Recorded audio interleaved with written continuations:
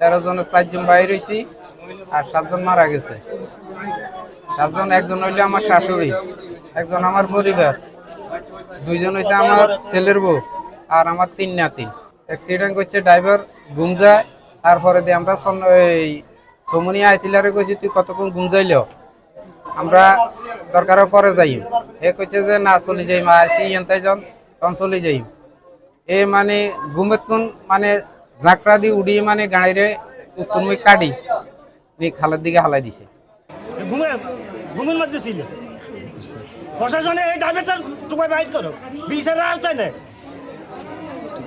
এসব গাঁজাখোর ড্রাইভারে দিয়া কয়টা ফান চলে গেল আজকে এই মুহূর্তে। তো পরিবারের দুঃখ গোছানোর জন্য বিদেশ সড়ক দুর্ঘটনায় শোকে ছায়া নেমে এসেছে পুরো এলাকায়। আমরা এলাকাবাসী পুরো শোকাহত এবং মর্মাহত। আমার দিবাইলো এই গ্যালাস ভাঙন জানা হিসিল আমার দিবাইলো ভাঙা জানা কজন আছে গাড়িতে আসছিল আমার আর মেয়ে সরকারের 3 জাল 3টা বউ আর 3 ঘর 3 নাতি হেতাগো নাতি হেতাগো মেয়ে এরা কোলো লই বউ রয়েছে। আর আমার ব্যান ছিল, ব্যানের মা মুরব্বী একজন আছিল, আমি ছিলাম সামনে, আমার ব্যয় ছিল সামনে, আমরা সামনে ছিলাম। না